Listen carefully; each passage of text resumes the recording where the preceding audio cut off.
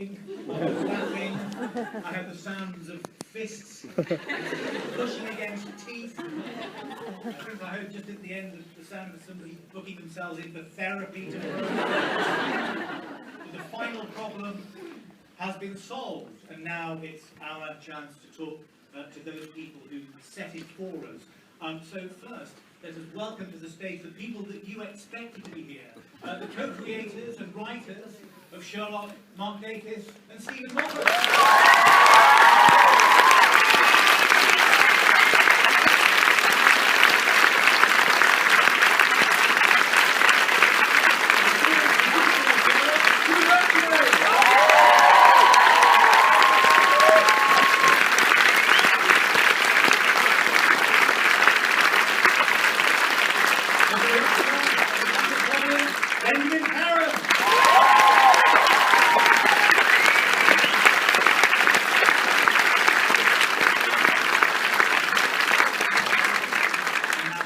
The cream of Scotland Yard, Rupert Gray.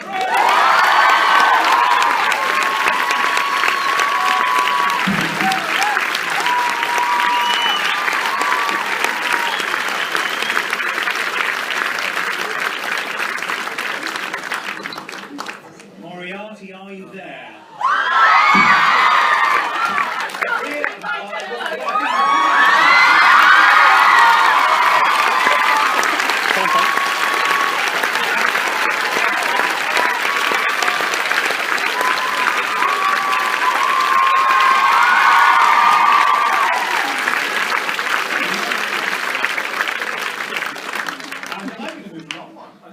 No, because there's an east wind coming. It never blew on England yet. She's been confusing you for the last few weeks, but here she is, Chandra.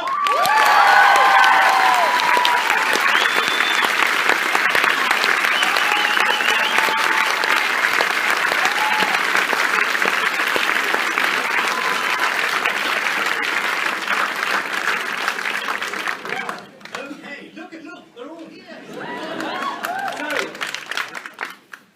Stephen, Sherlock has solved the final problem.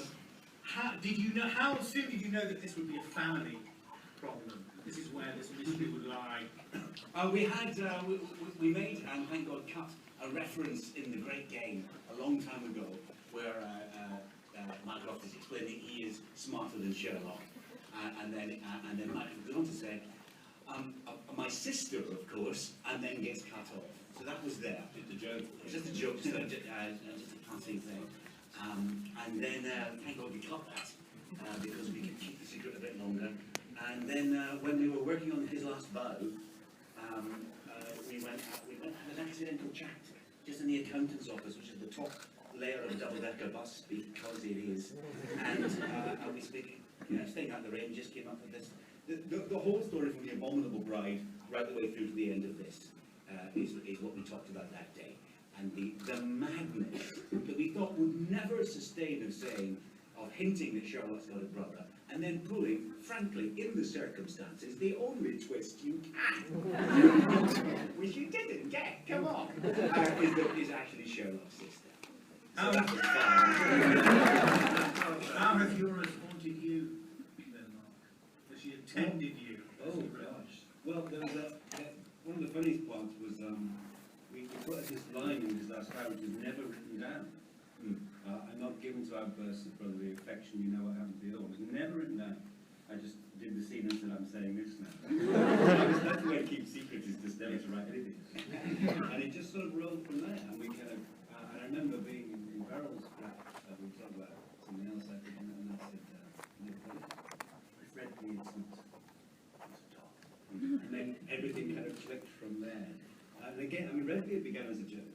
It was a little reference to the fact that Sherlock had been convinced that his pet dog had gone to live on a farm. And we sort of took out the cruelty of Mycroft tormenting, and then it became this thing, which is sort of, sometimes you plant a little seed and then it grows into a monstrous thing. So Eurus it was all about trying to go somewhere new with it. And I think by the time we got to this, the impetus towards these three it was terribly exciting because we knew what was going to happen to Mary, and it had a natural kind of, drive to it. But I never think we thought that episode 3 was going to be this relentless, which is how it came out. And here she is, embodied here, Sean, joining this team, but also having such a malevolent effect upon it as well. How was it for you arriving at all of this? Thrilling, nerve-wracking, amazing. It was, when I found out I got the part, I was quite, felt exceptionally lucky to be part of something, to join something that I've loved for such a long time. And then when I discovered exactly what it was, I couldn't quite believe it. I didn't find out until I got the part that I was going to be his sister. So yeah, it was a revelation.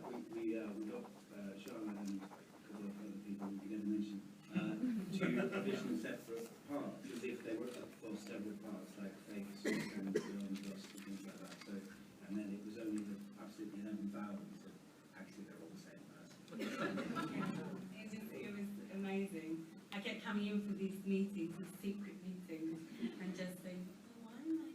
Oh, it's just a couple of parts. It's just a bit part. That's what I thought. You must have thought we couldn't make our mind. Yeah, have a little part of Sherlock, it'd be lovely. And then when they actually revealed what it was, I was like, what? But yeah, I mean, joining something like this, it's so exciting. It's just the most unbelievable show, the highest quality, and so much care and love. So to join it, it's just a dream come true, but also so nerve-wracking because the standard that you've set is so high, so you just want to make sure that you can reach up to where they are. And it seems this year particularly to have been an immense undertaking. So you've essentially made 3 whopping great feature films here, haven't you, and allowed us to watch them on Sunday night television. Yeah, I mean, they are always 90 minutes, and we always get told, why you mainly making 3, but I mean, they are huge and also different, I think, and then we have to keep things under wraps, like Sean, Andrew. Yeah, it's complicated, but it's fun. It's great to do, isn't it? And you spent quite a lot of time under wraps, I suspect. I've spent the last 6 years. How often have you been playing with the question about whether one of you was still part of the show? I'd say every day. And were you two sharing psychopath notes?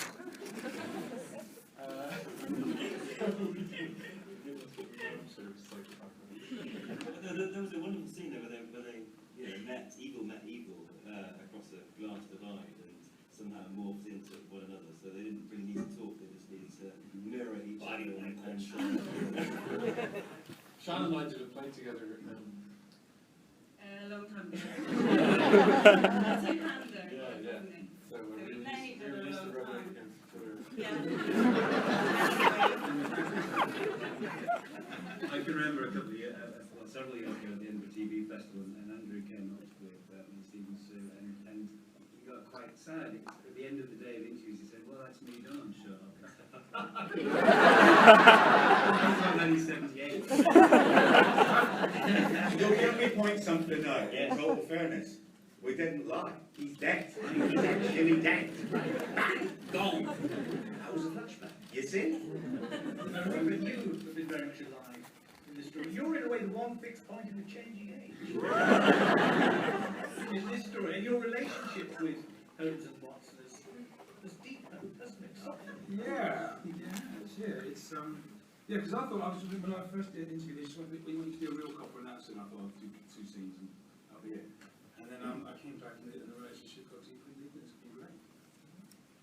Ben, you're jumping into the middle of all of this as well. I suspect that I don't know what the budget is for Sherlock, but I suspect if this was a Universal picture, you might be given a little more money, but pretty much trying to achieve the same effects at the same scale. So, well, I guess as a director, you always sort of dream of coming to cinema and having a film on a big screen like that. Little did I know that actually television will end up now taking over cinema and becoming, being able to come here today. And that's incredibly thrilling, by the way. If you could just come to all my screens, that's the first 20 minutes. It's a big trip. That's incredible. It's genuinely a real privilege to be here, and obviously, speaking of Mark, I feel like I'm one of many fabulous directors that have been on this journey, and I'm just one of them. So, we're small, and obviously incredible actors, and some of our incredible heads department here this evening. Is out there somewhere. One designer, there he is. I want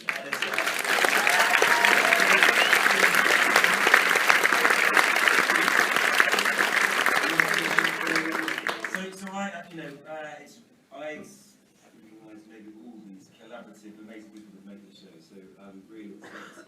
I'm just a passenger on this incredible Sherlock magic. The material is so dark, so perverse. You've taken us to some very weird and extreme places. In this, Are we still talking about the show? What kind of conversations do you have to have about that kind of thing when this is, we are still Sunday night on BBC One. I was watching quite carefully to see how carefully judged the explicitness of the violence is, for instance. Ben, what sort of decisions were you making? Well, no, I'm told. It's pretty clear. So, for instance, we don't really ever see someone being shot in the head or sort of the camera. So those things are definitely sort of decided beforehand. So, but that's okay. I think your imagination sort of sometimes is far more explicit than maybe actually seeing something. So I think it works both ways. But we are making a show for we're making family entertainment. I think we have to be aware of that and. I think as well, as Yura said, the emotional turmoil is actually worse than war. I mean, we wouldn't want to do that anyway, but actually, particularly the scene with Molly, is really, it really puts you through the ringer, and actually nothing happens except there's a ticking clock, and he has to say something. She can't bring herself to say, and he can't bring himself to say. I think it's really very powerful, and that's the way to do it. You say it's you through the ringer. Really, it's you two putting us. He went through it first. I tell you what's interesting about that scene is there was a completely different scene there. There was a completely different scene there. And two people liked it. That was me and Mark. Everybody else hated it. And he kept saying, no, it's good. Against the tidal wave of, we don't like this scene. And on the very last day we spent writing this episode, we sort of looked at each other and said, look, do you know what? Everybody thinks this is shit. Let's just go to our office and think of something else. So we did it, and it was just written in the morning. And we came out and said, that's the best scene in the episode. We always said that otherwise at all. So that's the value of getting really negative feedback. What about when you're writing a scene, Mark, that deals in ideas like this, that puts the audience in the position of being a kind of erratic atheist? Well, we can. I mean, the thrilling thing about writing this one, we did actually at one point sit like Stevie Wonder and Paul McCartney, side by side, and the keyboard. Very exciting.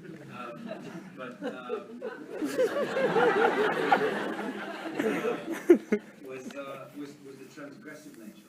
It was like, well, we're going to call it. We're going to not have fun in the title. It's the final problem. We're going to send a message saying, "Look out!" And really, from the moment Mycroft reveals what's inside his umbrella, we're going to go, "Oh shit!" And that was thrilling, wasn't it? It was just like, well, we want to present it as if there's absolutely no way back. And so once you've got that in your head, it just becomes a succession of things and the sort of modular nature of the problems, and then the rug pulls of she's in charge of the glass and everything. It was just a thrill to do because it had such a finale feel to it. Is that how it felt to be acting it as well? We don't know whether or not this series will ever return. It seems to be hanging in the air. We just don't know. But presumably, as you were making, considering this as a possibility, was there a sort of valedictory side to making this series? Or for mean, that came in 2010.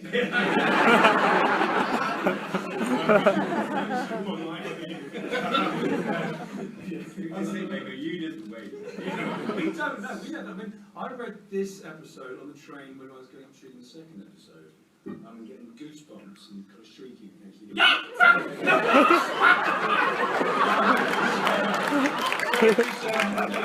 don't know until last minute either.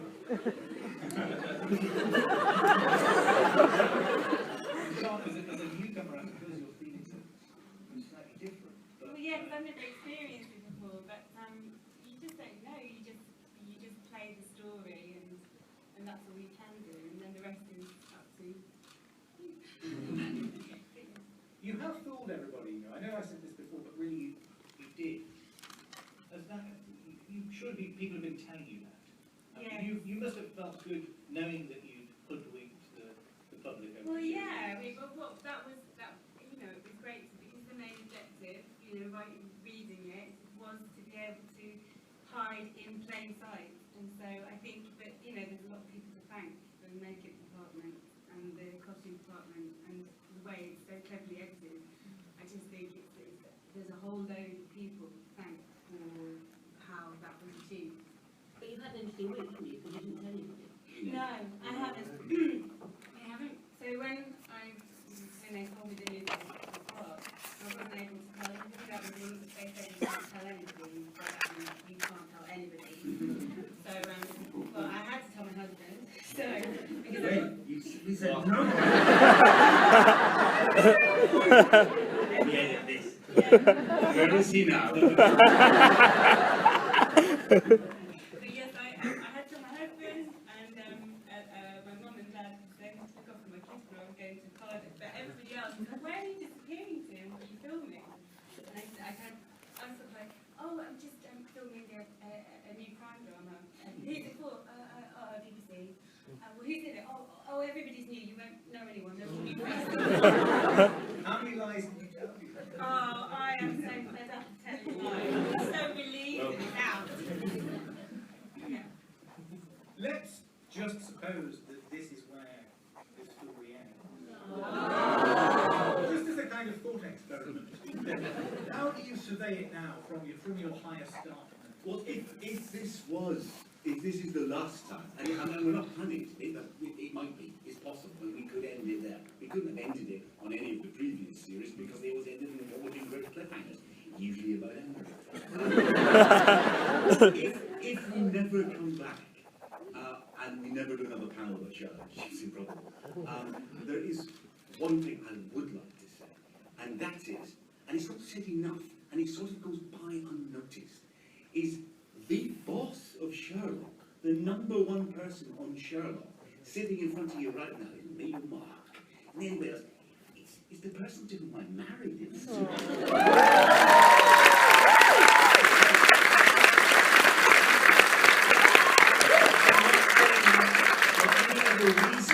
And it is absolutely true. She's the person who runs all of Sherlock. She's the person who either kicks us up the arse or restrains us, depending whether we're being insane or lethargic.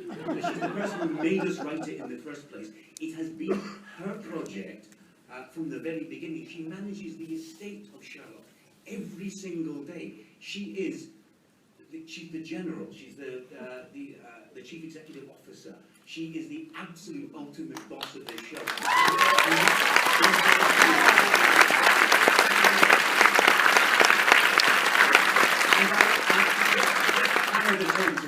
I'm not going to stop for just 1 minute. The game is so on.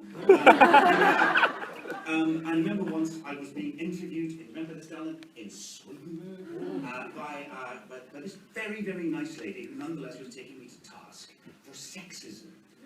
But what she did, as the two of us sat there, she pointed the microphone directly at me and ignored my boss. And Sue kept very overtly leaning up and saying, are you catching my voice? And this woman would say, yes, absolutely. Now, Stephen, more sexism. And on and on and on. She couldn't grasp the fact that she was simply ignoring the boss of the show. When the interview ended, She said, "Can I take a photograph of you?" To me, directly, again, completely ignoring my wife, my producer, my boss. And I said, "Well, do you think, no, we should both be in the photograph?" And she said, and I'm not making it up, "Behind every great man, there's a great woman." And I said, "As I've been trying to tell you, you're not behind me, she's my boss. She's over me."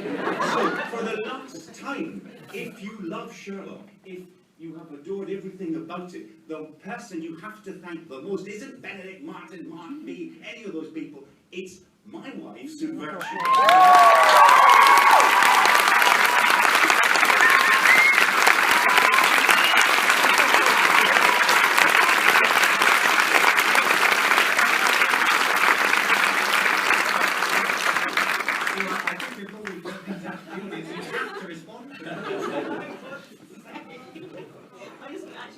Bossy though, and just say, before we go, can you, really rather boring, can you tell them all the spoilers they can't talk about it? Yeah, she's the boss. There it is. Okay, Mark, have you got a bit of paper? Sue gave us this earlier. Scenes 1 through 138. Yeah. Page 48, line 7. Don't say anything about Moriarty being in this. Do not reveal the secret of Mycroft's umbrella. What Sherringford is. Anything about Redbeard or even the word Redbeard. What happens to 221B Baker Street.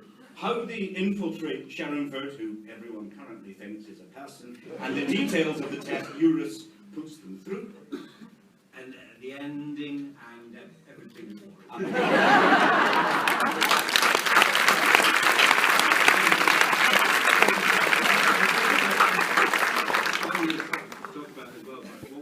What we think has happened now, really, and it is entirely accidental, is our original intention with this series was to go back to the beginning and see them as younger men than they ever used to portray, and start with the first meeting, which is never done, and restore it to its sort of factory settings and see where we got to. I think what's actually happened is that we have now done the story of how Sherlock Holmes and Dr. Watson that we've always known became those men. And it's actually weirdly a backstory. We never intended that to be, but the reason we leave it at Rathbone Place is that actually if we do come back, and we'd love to come back, we could absolutely very easily start it with a knock on the door and Sherlock saying to John, "Can you come out and play?" And actually they've become the two heroes that we always knew them to be. And we've accidentally done their backstory. That wasn't the plan.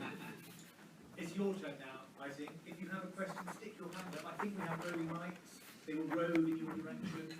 Maybe they're already doing that. I don't know. So I can see neither hand. Oh, you've got hands up here. Yeah, here we are. Here's the first one. From the dark. From the dark. Is it me? A big great thank you to all the cast and creators of the show and everyone who was behind it. It was absolutely amazing and thrilling. So my question is to the creators. Now I don't know who to ask. Because like there's now we know that there's more. And the main question, like, what was your message behind the final problem as creators? Because like I believe that like every episode has like the main message. Maybe it was about family, about the emotion part. So what was it? I suppose it's that Sherlock finally understands he's stronger and smarter than Mycroft.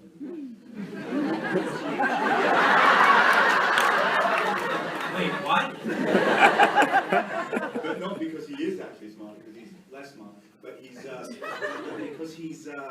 because his emotions, his connections to other human beings, the wisdom that he has gained from the connections he has made in the world make him stronger.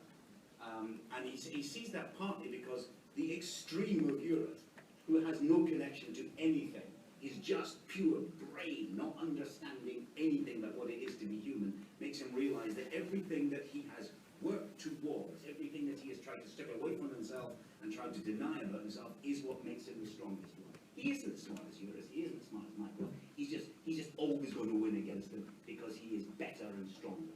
That is him becoming the Sherlock Holmes of Basil Rathbone and Jeremy Brett, the one we're used to.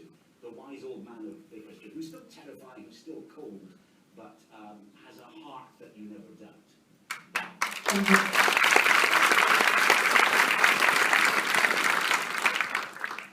Yes, speak. Hi, thank you. Sorry, I'm afraid my question's not quite as deep as that one. I was just wondering, the line in episode 2 about why does everyone always stop at 3, was that deliberate? Was that a clue? Well, we accidentally wrote it. That's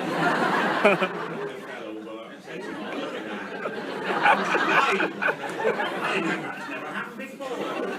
Master indicates, yes, it doesn't reflect the fact that there's going to be a fourth episode. For heaven's sake, what kind of secrets do you think we can keep? It's great that you won't want to just make another Yeah, we episode. got let's go home and check. Episode 4. Awesome. The lost special.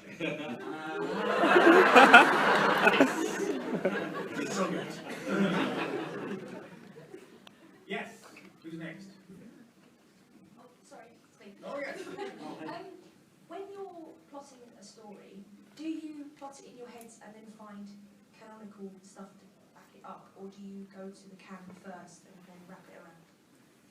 Well, we've got a list of favourite stories, obviously. What we basically do is start just batting around what we might want to have a go at, and then, I mean, in this instance, because we had that brilliantly productive chat on top of the accountants, everything just sort of. But I did actually start doing the redheaded lead, which I've always wanted to do, and it didn't quite fit this story, this run. So it's like that. It's sort of two in progress. Yeah. You tried to put Red Dead Legal a few times. I want more ginger. It's International Kiss of Ginger Day.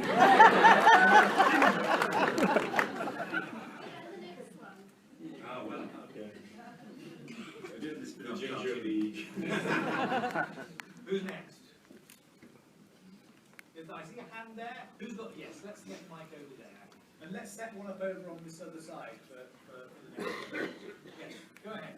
I just wanted to say, if Sherlock and John had never met, where do you think they'd be now?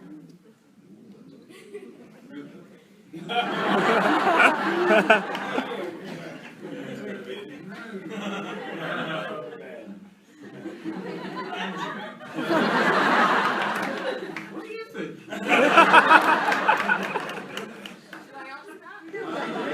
Well, and they can't. You do. I think Sherlock would be in a lot of trouble.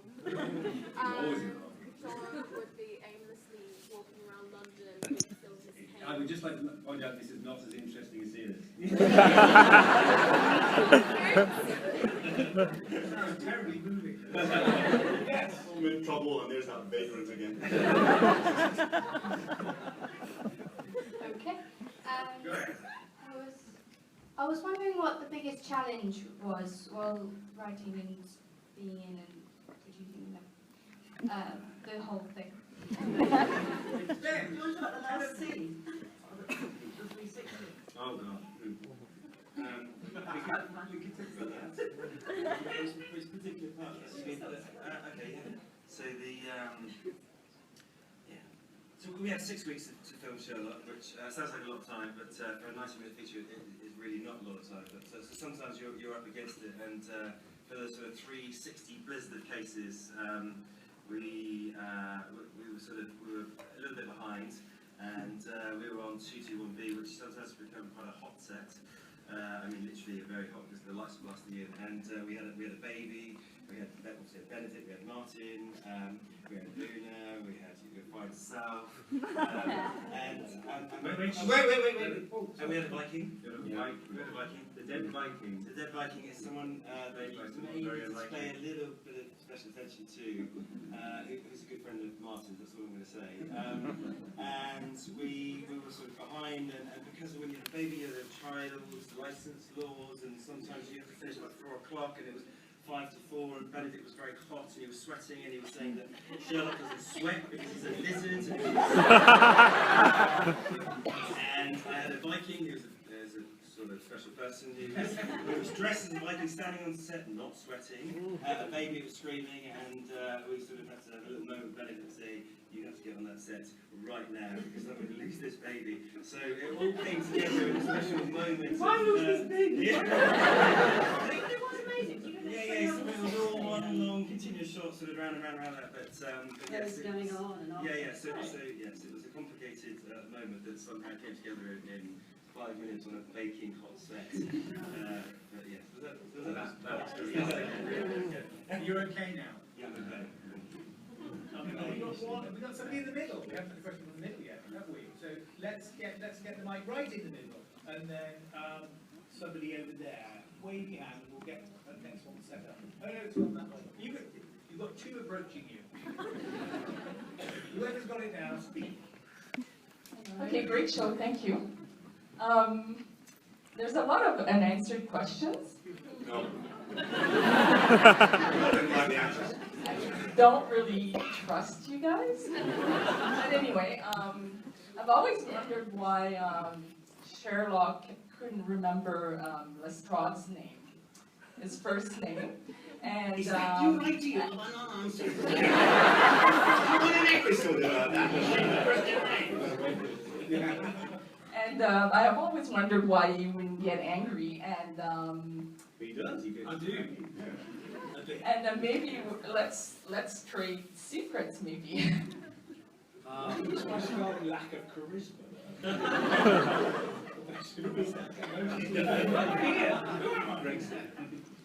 Was there a reason why you can remember? Because it doesn't matter to him, and if he knows it, he deletes it immediately. But then, as you see, at the end, he does remember. And he does like to play games with people a little bit. And he keeps people at a distance. So when it really mattered, he remembered his name. It's good to Also, play games with people. Great game. Was that the all of your unanswered questions? There was. That was it. I mean, frankly, we could really done. I have tons, but I feel like I should just stop talking. Like the HAYU and everything, but it's all good. It was a great show. Thank you. With no unanswered questions. Andrew or Sean, because I feel they're getting away with it rather. Wasn't anyone asking Andrew? Yes, we've got one down here. Let's get the mic down to you. Sorry to make you. There is one there. There's one there. Well, let's have that one then, and let's come down here. Hi, sorry. Don't apologise. I do have to apologise because I have to talk about the elephant in the room, which is in Series 5. That was the case. Yeah, it was, and we listened. In Series 5, where, after all of this, where could John and Sherlock's relationship possibly go in any sense? Series 5. There is no If there is a Series 5 or a They special, will continue to solve crimes. That's what they do. That's what they do. the story is about Sherlock and John, as you said, and Solving crimes. Washing up, darling. He's just going to be washing up, isn't he? And serving things. What? No, solving crimes. Look, it's sorted for you. This is 100 years old. You can go and see what happened. Honestly. At some point, Dr. Watson lives in Queen Anne Street, then Sherlock Holmes, for reasons never covered by Arthur Conan Doyle, goes and keeps bees in the Sussex Downs. That's what happens. I don't know why he does it. Series 83. thank you. Now, I really do want a question for Andrew or Sean here. Now, if you was for Andrew or Sean, right, let's get the mic down here as fast as we can. And, yes, there are. Wave your hand, it will come. There we are. Hello. I did have two, so I could choose between one. So, psychopaths. Is that their collective name? Obviously, you were playing off each other, but you seemed a lot more sane in our little flashback. So I was wondering how much you thought Euro sort of had an influence over you, and then also I wondered if you could talk about your accent choices. About? Accent choices. Because you were a lot more Irish to start.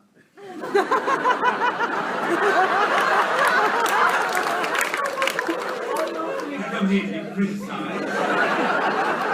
It was questions rather than a sort of failed reconstruction. I thought you said psychopath.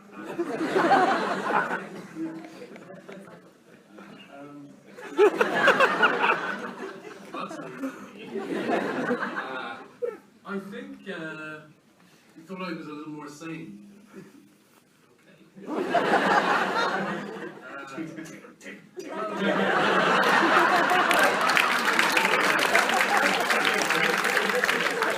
was after Euros. He was going to leave his body to cannibals. No, that's not. Okay, fine. Fascinating backstory. Well, I think it's actually very good that we don't see the conversation. As ever with Sherlock, I think it's better when the stuff that you don't see is as powerful as the stuff that you do see. So, I suppose that idea of just seeing them physically size each other up, that's correct. It is a little bit more interesting, because I think actually you're writing is to people who are influenced by Sherlock, it's actually probably not as dramatic. But yeah, I'm sure there is some sort of stuff like that. How was the symbiosis from you? In Ireland, you pronounce that symbiosis.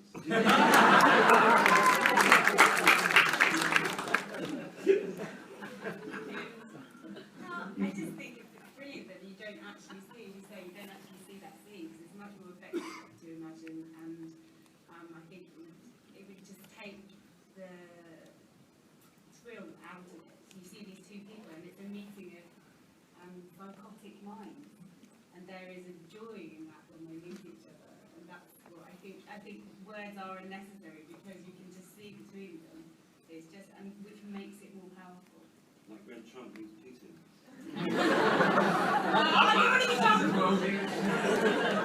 Now, Marcus just came down the aisle and drew his finger slowly across his throat. I think there's time for one more question. So, who will ask you? I massively the little thing of about an hour. Could you go up to outside the blue room?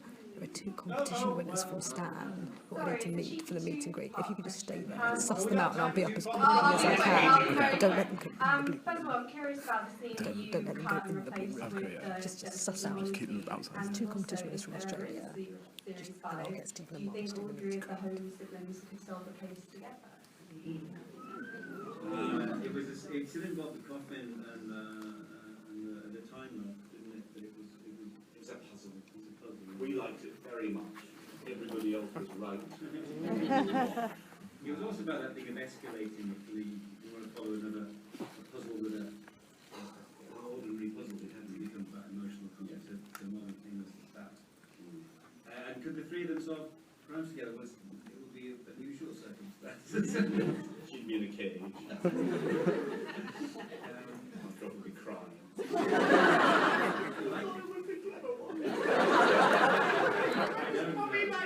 I was probably saying that. I think Which is my test score. Mr. and Mrs. Holmes and the 3 of them solving crimes, that's what I do. In a van.